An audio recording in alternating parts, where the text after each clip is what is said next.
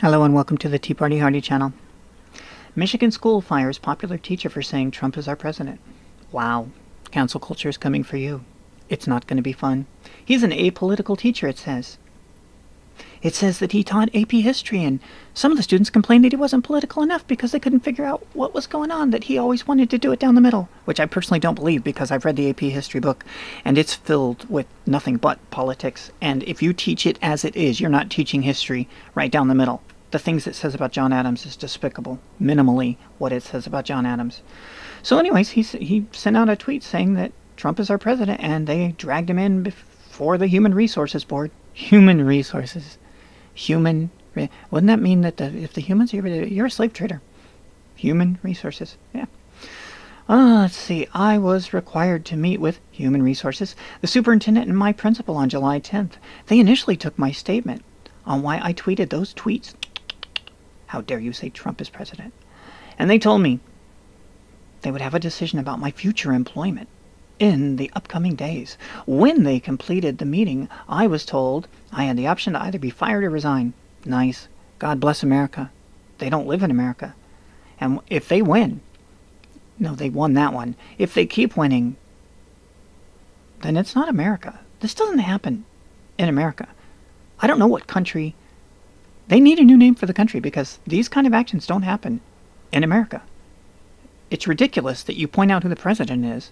You say, I know a lot of people are just rooting for Trump to fail, and I don't think that anybody should do that. Agree with him or not, you should want the president to do well.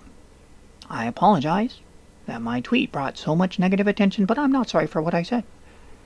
You shouldn't be fired for that. You should not be fired for acknowledging who the president is. Now, I will say this. This is in the Washington Free Beacon, and I would like more sources for this type of story. But this is how they are reporting it, and this is how I am responding to it. That cancel culture comes for anyone and everyone. The guy's apolitical. He's a beloved teacher. I really don't think that latter part, that you're a beloved teacher, should matter.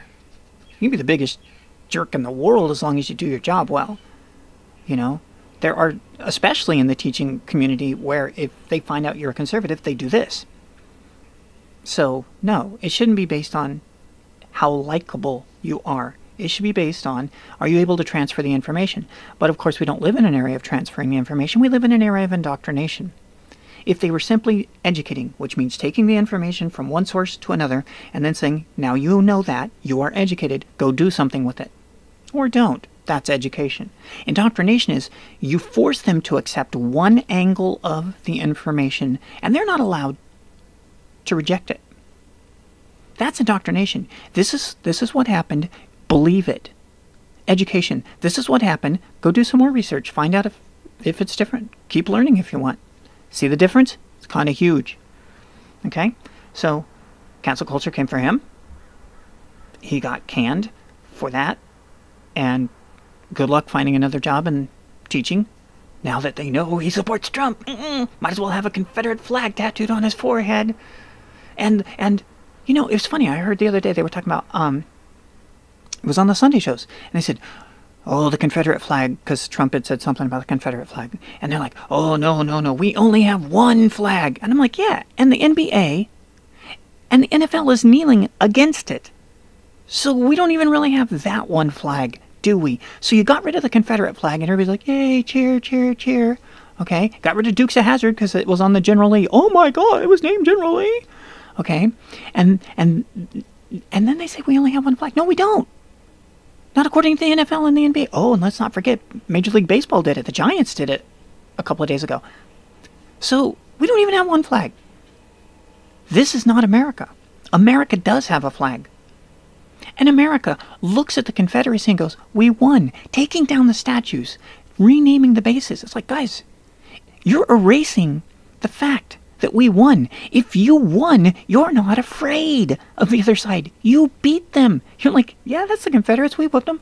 You go to Germany and they take you to Auschwitz. They didn't tear it down because you know why? Because they won. And they can go, yeah, that's where those terrible, nasty things happened. And we won. They're not there anymore. It served a little bitty time in history, just like the Civil War was longer than anybody wanted. But it was a little bitty time in history. And it's the same thing. they're acting like they didn't win. We did win. We acted like we won for 100 years because we did win. And we said, look, the Union persevered. It won. General Lee, who had a very complex life and was related to George Washington, all of that being scraped is ridiculous. You can't keep a free nation by erasing a history. You can't keep anything but a communist nation by erasing the history. The first thing they do when you conquer another nation is you tear down their statues and start erasing their history. Well, it's happening inside. No wonder Lincoln warned that we'd die by suicide. So, we have one flag in the United States of America, and the Confederate flag isn't a threat to anyone. All the people that look at it and get scared, like, so you think we didn't win? You think we didn't win? We did win. Put those statues back up. Don't be afraid of them. They go, yeah, that's the guy we whooped. Good times. That Stone Mountain that's in, I think it's in Georgia. Sorry, I'm not from the South. And you look at Stone Mountain, it's like, yeah, those are the guys we defeated. What's the problem? It's ridiculous. The fear. You know, it's so funny because the left likes to call everything a phobia. Oh, homophobia. I'm like, what if you're not afraid of them, you just don't like them? That's not a fear. I'm not afraid of liver, but I don't like it. I'm not eating that stuff. Ugh. It's not a phobia. Phobia means to be so afraid of it that you will do things that are a danger to yourself. That's what phobia means. It's a super duper gigantic fear. Not liking somebody because their politics is not a phobia. And the fact that they get away with it. What's a phobia? You want to talk about Islamophobia? How come there's no movies showing Muhammad? How come that's Islamophobia? How come there's no movies with the destruction of Islamic landmarks? That's Islamophobia. They're afraid of them. They're deathly afraid of them. They are afraid that they will be killed. Yeah, that's Islamophobia. You think that teacher's the only one that's in trouble? Look what's happening in Los Angeles. The county supervisors are going to decide on a plan aimed at strengthening efforts against racial inequality. Well, they're not going to use merit now, are they? No, they're not going to use merit. They're going to base it totally on skin color and quotas. Here it comes, baby. The anti-racism movement of Los Angeles County is moving from protest marches, riots, to the halls of power. Yeah, they've already got power. That's why we didn't prosecute any of the rioters. And yeah, they've already got power. That's why they didn't prosecute any of the looters and the illegal protesters. Yes, illegal protesters. In order to protest legally, according to the Second Amendment, A, it's got to be peaceful, and B, in the modern world, you have to get a freaking permit. But apparently only one side is held to that account because they've already got power. They've already taken away the Confederate flag, the American flag, the national anthem. The list is too... They've taken away America, people. Are you missing it? I'm not missing it, and it sucks. I like America. It's not perfect. You know, me and my friends were talking the other day. It's like, all my complaints about the cops are based on this. I want them to follow the same laws that everybody else has to follow. The fact that they can use a telephone when they're driving, that they can text when they're driving, and that's legal, and other people can't. No, that's what I got against cops. I don't want one group of people to have more power than the other group. No, let me rephrase that. I don't want one group of people to have more rights, more freedoms than another group. Because America was founded on the idea that we're all created equal and we get the same liberties and rights. And that Justice is supposed to be wearing a blindfold so she can't say, oh, look, you're on my side. I'm going to let you off the hook, like has happened in so many cities in America. That's what I want from the cops. I want them to be treated exactly like us. I don't want them defunded. I just want cops to not be jerks and to follow the exact same laws we do. If they don't use a turn signal, bam, they get a ticket just like they would do to us. No cop should ever be able to be in a position, no person of authority should ever be in a position to distribute punishment to someone for something they do on a regular basis, or even mildly. We should all be held to the same standard. That's what I want from cops. What I want from America is I want the Constitution. When I read it in high school, I'm like, oh my God, that's so cool. Why don't we do it? And you see when you see the black people talking about the civil rights and things like that, the big complaint in the civil rights era of the 60s was, you give us this Bill of Rights, and we got emancipated, and we want to get rid of Jim Crow, reasonably so. I hate Jim Crow. And we just want the same rights that you tell us that we all have. Well, that hasn't changed. I'm looking at the Constitution with the same thing since I was in high school. I'm like, I want those things too. I want those things that the Constitution promises us. The Constitution says we have a right to assemble. We have a right to go to church and practice our religion.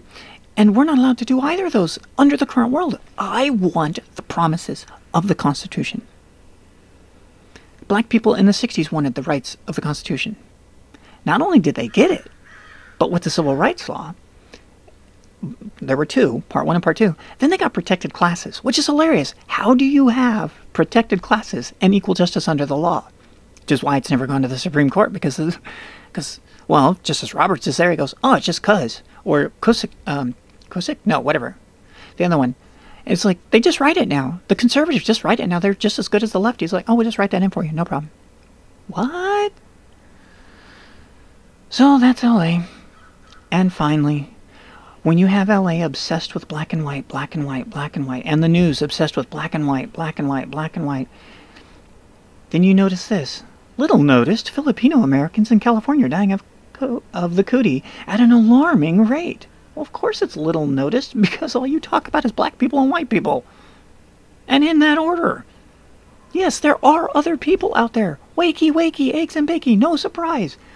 But at least it's finally getting some coverage. Oh, it turns out there's other people out there. Because how many times have you heard, did you know that black people die of the cootie virus way more than white people? And stunningly, they're never called out on the fact that they had those parties in the different places, and they weren't wearing masks. It's like, yeah, and look at their skin color. There might be a correlation between behavior. They keep saying, oh, it's systemic racism. Really? What part of the system said, hey, all you black folk, get together and have a party without masks? What system is that? Who invented that system? What system is it that had all those protests with all those shoulder-to-shoulders that created these massive spikes where they weren't wearing masks? What system created that? There's so much nonsense, as mentioned earlier. By destroying the language, you can do this stuff. You can say, oh, they don't have to be held accountable. Yeah, okay, well, the virus doesn't care. You can do your politics all day long. The virus doesn't care. If you're not going to wear a mask, as if the mask mattered that much, but whatever. If you're going to get in close proximity, that matters a lot. If you're going to get in close proximity, then, yeah, that matters. And if you're going to keep ignoring Filipinos, if you're going to keep ignoring the hundreds of other former nationalities that are now Americans, that's what you're going to get. Thank you for watching. We'll see you in the future.